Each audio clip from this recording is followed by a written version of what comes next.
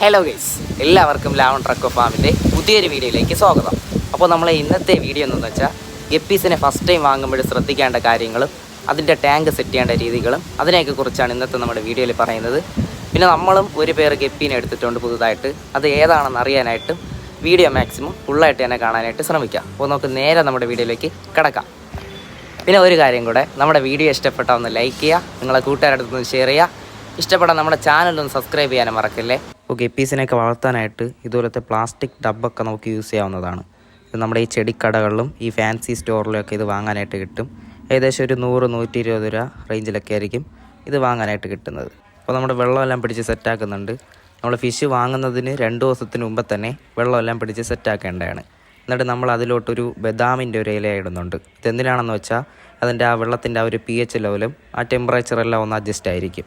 അപ്പോൾ അതിനായിട്ടാണ് നമ്മുടെ ഈ ബദാമിൻ്റെ ഇലയൊക്കെ ഇടുന്നത്. നമ്മുടെ ഫാമിൽ ഗപ്പീസിനെ ബ്രീഡ് ചെയ്യാനായിട്ട് ബ്രീഡിംഗ് കേജ് നമ്മൾ അങ്ങനെ കൂടുതലായിട്ട് യൂസ് ചെയ്യുന്നില്ല. കൂടുതലും നമ്മൾ ഫോക്സ്റ്റെയിൽ പോലെ നമ്മുടെ ഈ നാച്ചുറൽ സെറ്റപ്പ് എന്ന രീതിയിൽ ബേസിനിലൊക്കെ ഫോക്സ്റ്റെയിലൊക്കെ ഇട്ട് അങ്ങനത്തെ ഒരു സെറ്റപ്പാണ് ചെയ്യുന്നത്. പിന്നെ ആൽബിനോ വെറൈറ്റീസ് ആണെങ്കിൽ എന്തായാലും നമ്മൾ ബ്രീഡിംഗ് കേജ് യൂസ് ചെയ്യുന്നുണ്ട്. പിന്നെ ഒരുപാട് കുട്ടികളെ കഴിക്കുന്ന വെറൈറ്റി ആയിരുന്നാലും ബ്രീഡിംഗ് കേജ് യൂസ് ചെയ്യുന്നുണ്ട്. അല്ലാതെ നമ്മൾ പൊതുവേ കൂടുതലൊരു നാച്ചുറൽ സെറ്റപ്പ് എന്ന രീതി ഫോക്സ്റ്റെയിലും അങ്ങനത്തെ കുറച്ച് പ്ലാന്റ്സ് ഒക്കെ ഇട്ടാണ് നമ്മൾ സെറ്റ് ചെയ്യുന്നത്.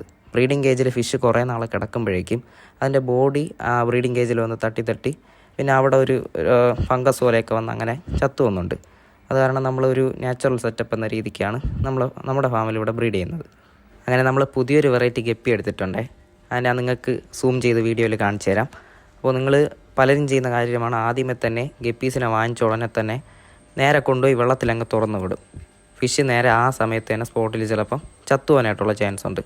കാരണം ആ ഒരു ടെമ്പറേച്ചറുമായിട്ട് അതിന് പെട്ടെന്ന് അങ്ങോട്ട് അഡ്ജസ്റ്റ് ചെയ്യാൻ പറ്റില്ല.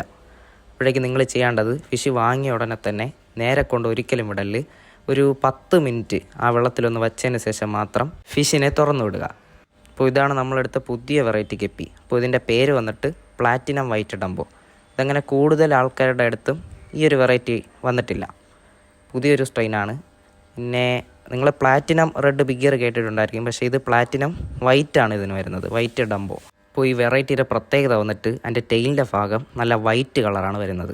പിന്നെ എൻ്റെ ബോഡി അത്യാവശ്യം നല്ല രീതിക്ക് പ്ലാറ്റിനം കെയറും പിന്നെ നല്ല ബ്ലൂ ഇയറാണ് വരുന്നത്. നല്ല ഡാർക്ക് ബ്ലൂ ഇയർ പോലത്തെ ഉള്ളൊരു വെറൈറ്റിയാണ്. ഇപ്പോൾ ഞാൻ കയ്യിലെടുത്തപ്പോഴേക്കും ആ ഒരു ബ്ലൂ ഇയർ നന്നായിട്ട് മങ്ങിയിട്ടുണ്ട്. എന്ന് വെച്ചാൽ ആ ഒരു ഫിഷ് വന്നതിൻ്റെ ആ ഒരു സമയത്തെടുത്തിട്ടുള്ള ഒരു വീഡിയോ ആണ്. നല്ല രീതിക്ക് സ്ട്രെസ്സായിരിക്കുന്ന സമയം കൂടെയാണ്. അപ്പോൾ അതിൻ്റെ ഒരു നല്ലൊരു വീഡിയോ അപ്ലോഡ് ചെയ്യുന്നതായിരിക്കും. പിന്നെ സെയിലിനാകുമ്പോഴേക്കും നമ്മുടെ യൂട്യൂബും ഇൻസ്റ്റാഗ്രാമിലൂടെയൊക്കെ നമ്മൾ അറിയിക്കുന്നതായിരിക്കും. അപ്പോൾ നമ്മുടെ വീഡിയോ ഇഷ്ടപ്പെട്ടാൽ ഒന്ന് ലൈക്ക് ചെയ്യുക, നമ്മുടെ ചാനൽ സബ്സ്ക്രൈബ് ചെയ്യുക, തൊട്ടപ്പുറത്ത് കാണുന്ന ബെല്ലൈക്കൺ ഒന്ന് എനേബിൾ ചെയ്താൽ നമ്മളിടുന്ന ഓരോ വീഡിയോസും നിങ്ങൾക്ക് നോട്ടിഫിക്കേഷനായിട്ട് ലഭിക്കുന്നതായിരിക്കും. അപ്പോൾ അടുത്ത വീഡിയോയിൽ കാണുന്നവരേക്കും എല്ലാവർക്കും ബൈ.